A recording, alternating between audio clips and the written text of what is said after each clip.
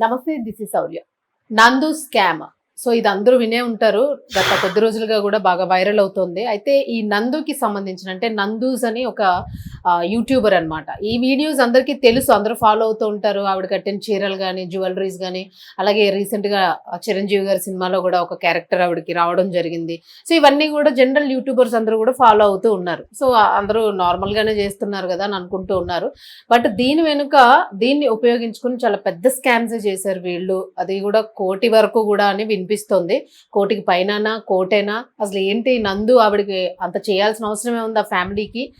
నిజంగానే చేశారా? దానికి ఏమైనా ఎవిడెన్సెస్ దొరికినాయా? సో ఇదైతే ఒకసారి మనం మాట్లాడదాం. మనతో పాటు సీనియర్ జర్నలిస్ట్ దాము బాలాజీ గారు ఉన్నారు. సార్ నమస్తే. సార్ నమస్తే. యాక్చువల్గా ఈ నందూస్ అది నేను కూడా అప్పుడప్పుడు చూస్తుంటాను, ఎప్పుడో అనుకోకుండా చూస్తుంటా. బట్ ఓకే, చూసినప్పుడు బాగానే చేసుకుంటున్నారు కదా అని అనిపించింది. బట్ సడన్ గా ఈ స్కామ్ అనేది వచ్చేటప్పటికి చాలా షాకింగ్ అనిపించింది.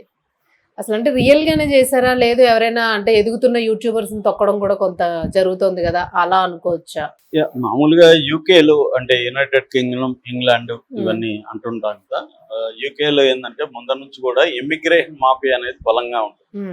నేను లాంగ్ బ్యాక్ కూడా దీన్ని మేము ఫ్రెండ్స్ ఒక సబ్జెక్ట్ చేసాం, ఇమిగ్రేషన్ మాఫియా ఎలా ఉంటుంది అక్కడ. సో అది ముందు నుంచి ఉంది. అయితే ఈ మధ్య ఏమైందంటే అమెరికా టైట్ చేయడం తర్వాత కెనడా, ఇంగ్లాండ్ వీటికి వెళ్ళడం అనేది పెరిగింది అనమాట. మన వాళ్ళు వెళ్ళడం అనేది పెరిగింది.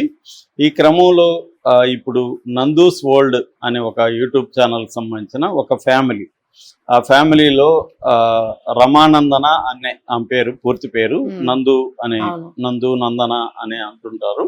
ఆమె పూర్తి పేరు రమానందన అనే. వాళ్ళ భర్త మధుకర్ జగర్లమూడి. వీళ్ళిద్దరూ అరౌండ్ 40s. మొన్ననే బర్త్డే చేసి దాని మీద కూడా ఒక వీడియో చేసి 34 పెట్టి మళ్ళీ 43 అని చెప్పి చేసింది. సో అలాగా వాళ్ళిద్దరూ 2020లో యూట్యూబ్ ఛానల్ స్టార్ట్ చేశారు, నందు వరల్డ్ అని. అట్లాగే ఇన్స్టా కూడా స్టార్ట్ చేశారు. యూట్యూబ్ ఛానల్ విపరీతంగా సక్సెస్ అయింది. దాదాపు 28,90,000 సబ్స్క్రైబర్లు ఉన్నారు. సో అట్లాగే ఒక 150 కోట్ల వ్యూస్ వచ్చాయి. సో రికార్డ్ అనమాట వాళ్ళ ఛానల్. అట్లాగే ఇన్స్టాలో అంత లేదు, ఇన్స్టాలో 2.5 లక్షల మంది ఉన్నారు. బట్ యూట్యూబ్ ఛానల్ పెద్ద హిట్ అయింది. వీడియోలు కూడా చాలా పెట్టారు, 620 వీడియోలు దాంట్లో పెట్టారు. వాళ్ళది హిట్ అవడానికి కారణం ఏంటంటే ఆమెకు ఒక డిఫరెంట్ వాయిస్ ఉంది.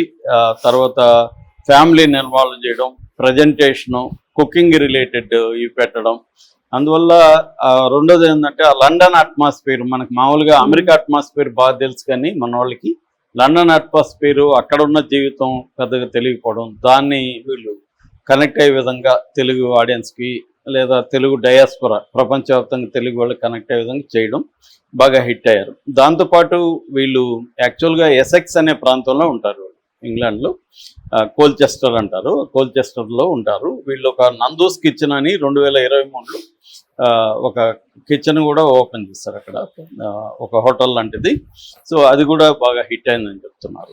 సో ఇలాగా వాళ్ళు ఏదో వాళ్ళ వీడియోలు చేసుకోవడం, డిఫరెంట్గా ట్రై చేసుకోవడం, కనెక్ట్ అవ్వడం జరుగుతుంది. ఇప్పుడు సడన్గా వాళ్ళ మీద స్కామ్ వచ్చింది. ఇది మనశంకర్ వరప్రసాద్లో గెస్ట్ రోల్ ఆమె చేసింది. దాని తర్వాత వాళ్ళ పాపులారిటీ ఇంకా పెరిగింది. ఇప్పుడు ఏంటంటే ఈ వాళ్ళ మీద వీళ్ళది ఏంటంటే తమడా మీడియా అంటారు, వీళ్ళు తమడా మీడియా మీద ఆరోపణలు వచ్చాయి. ఈ ఆరోపణలు ఏంటంటే ప్రధానంగా వీసా స్కామ్ అంటారు. వీసా స్కామ్ అంటే ఇప్పుడు మనకి ఏ దేశానికైనా బేసిక్గా మెయిన్వి 2 రకాల వీసాలు ఉంటాయి. ఒకటేమో స్టూడెంట్ వీసా, 2 జాబ్ వీసా. ఈ స్టూడెంట్ వీసా, జాబ్ వీసాల్లో అక్రమాలు జరిగాయి. మామూలుగా మనకి సర్టిఫికేట్ ఆఫ్ స్పాన్సర్షిప్ అంటారు. అంటే ఒక కంపెనీలో అక్కడ జాబ్ గ్యారంటీ అవ్వాలి, స్పాన్సర్షిప్ ఇప్పించాలి. ఇప్పిస్తే ఇక్కడ నుంచి వెళ్ళొచ్చు. లేదు కాలేజీలో ఏమన్నా సీటు తెప్పిస్తే కాలేజీలో స్టూడెంట్ వీసా వస్తుంది, అక్కడ కూడా కాలేజ్ స్పాన్సర్షిప్ కావాలన్నమాట. ఇది అక్కడున్న ఇమిగ్రేషన్ అధికారులతో కోఆర్డినేట్ చేసుకొని, ఆ కంపెనీతో కోఆర్డినేట్ చేసుకొని వెళ్ళాలి. దీనంతా ఇప్పించేదానికి వీళ్ళు దాదాపు ఒక 50 మంది దగ్గర 15 to 20 lakhs per head collect చేశారని, ఆ తర్వాత వాళ్ళకి జాబ్ రాలేదు, వీసా రాలేదు. ఆ తర్వాత వీళ్ళకి ఫోన్లు చేస్తే ఫోన్లు స్విచ్ ఆఫ్, వీళ్ళ నెంబర్లు బ్లాక్ చేసేసారు.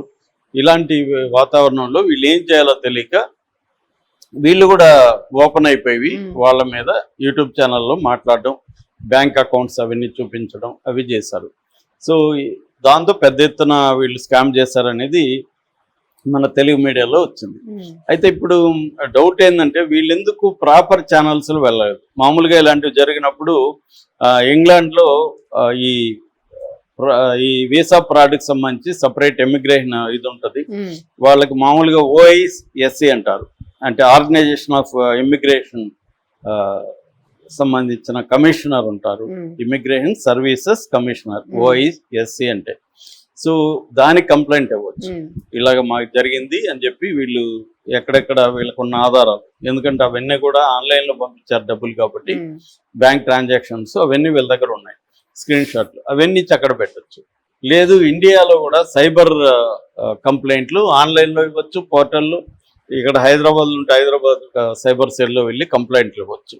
అంటే త్రూ ప్రాపర్ ఛానల్ వెళ్ళడం వల్ల ఖచ్చితంగా వాళ్ళ ఒకవేళ చేస్తుంటే వాళ్ళ మీద చర్యలు తీసుకుంటారు, FIR నమోదవుతుంది, అవన్నీ జరగాలి. అవన్నీ జరగలేదు. FIR నమోదైనట్టు ఎక్కడా లేదు. వీళ్ళు ఎందుకు టీవీలతో యూట్యూబ్ ఛానల్తో మాట్లాడడం వల్ల వీళ్ళకి ఏం న్యాయం జరుగుతుంది? ఎక్స్పోజ్ అవ్వచ్చు ఇష్యూ, కానీ లీగల్గా ఏం జరుగుతుంది? ఇప్పుడు మన ఛానల్లో 10 వీడియోలు చేసినంత మాత్రాన వాళ్ళ మీద లీగల్గా తీసుకోరు కదా. వీళ్ళు వెళ్ళి ప్రాపర్గా ఎందుకు ఇవ్వలేదు? లేదా ఒక స్కీమ్ ఉండాలి, ముందుగా వీళ్ళని ఎక్స్పోజ్ చేసి ఒక పెద్ద ఎత్తున ఇదైనాక అప్పుడు వెళ్ళి కంప్లైంట్ ఇస్తే వాళ్ళు కూడా పోలీసులు సీరియస్గా తీసుకుంటారు, లేకపోతే సీరియస్గా తీసుకోరు అనేది ఏమైనా ఇంటెన్షన్ ఉండాలి. సో ఏదేమైనా ఒక ప్రొసీజర్ వీళ్ళు ఫాలో అవుతున్నారా లేదా అనే అనుమానాలు అయితే వస్తున్నాయి. అంటే ఒక వెర్షన్ ఏంటంటే వీళ్ళకి ఎనిమీస్ కూడా ఉన్నారు. మామూలుగానే ఒక సామెత ఉంటుంది అమెరికన్ గ్యాంగ్స్టర్లో, డెంజల్ వాషింగ్టన్ చెప్తాడు, సక్సెస్ బ్రింగ్స్ ఎనిమీస్ అని. మనం ఏమి ఎవరిని అనాల్సిన వల్ల మనం సక్సెస్ అయితేనే మనకి ఎనిమీస్ తయారవుతారు. అలాగేమన్నా వీళ్ళకి, ఎందుకంటే ఇదే జంటలు చాలా జంటలు ఉన్నాయి యూట్యూబ్ ఛానళ్ళు ఇవన్నీ నడిపే వాళ్ళు, ఈ మధ్య బాగా పెరిగారు. వాళ్ళంత సక్సెస్ కల్లా వీళ్ళు అయ్యారు. సో ఆటోమేటిక్గా వాళ్ళకంటే మనం బాగా చేస్తున్నాం, మనం సక్సెస్ అవ్వట్లేదు, వాళ్ళు అవుతున్నారనే ఒక జలసీ ఉండే అవకాశం ఉంది. అలాగేమన్నా చేశారా? అలాగే చేసినప్పుడు వాళ్ళు ఎందుకు ఇంకా రిప్లై ఇవ్వలేదు? వాళ్ళు కూడా దీని మీద మామూలుగా అయితే వాళ్ళు ప్రతిదానికి చిన్న చెముచిటి కన్నా స్పందించి వీడియోలు చేసేవాళ్ళు. ఇంత పెద్ద ఎత్తున వచ్చినప్పుడు ఇది వచ్చి కూడా 3-4 రోజులు అయిపోయింది, ఎందుకు వాళ్ళు స్పందించట్లేదు? ఇలాంటి అనుమానాలు ఉన్నాయి. మామూలుగా అయితే వీసా అదొక వైపు అయితే, ఈ వీసాల బ్యాచ్ మన వీళ్ళు ఎంత మూర్ఖంగా ఉంటారంటే చాలా మంది ఎవడి మాట నమ్మి వాళ్ళకి డబ్బులు ఇచ్చేయడం.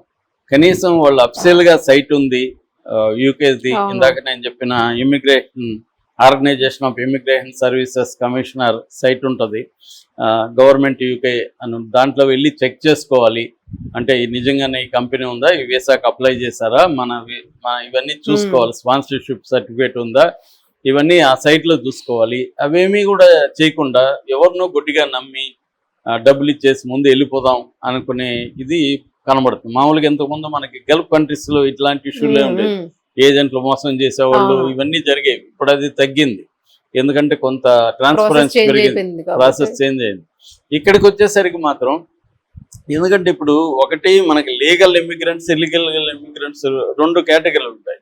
ఈ ఇల్లీగల్ లీగల్గా రాని వాళ్ళు ఏం చేస్తారంటే ఇల్లీగల్గా ట్రై చేస్తారు. సో ఇక్కడ వీళ్ళల్లో కూడా ప్రాబ్లం ఉంటుంది. ఈ పరిస్థితిని ఆసరా చేసుకొని ఇలాంటి ముఠాలు తయారవుతాయి.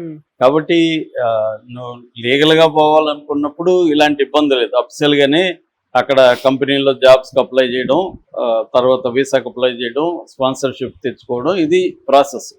ఇది వీళ్ళు చేయకుండా వీళ్ళు ఏం చేస్తారంటే, మనం అది చేస్తే మనకి జాబ్స్ రావు, మనం వెళ్ళలేమని అడ్డదారులు దొక్కడానికి వీళ్ళు ట్రై చేస్తారు. కరెక్ట్గా వాళ్ళు అదే క్యాష్ చేసుకుంటారు.